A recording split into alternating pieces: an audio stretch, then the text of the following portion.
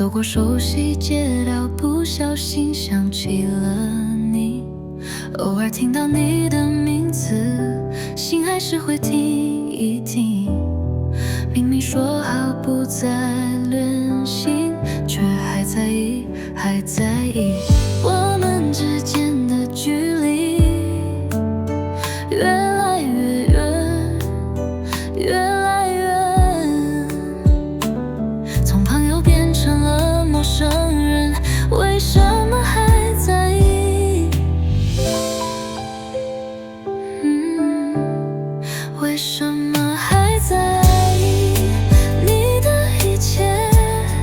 为什么还在意过去的一切？为什么还在意？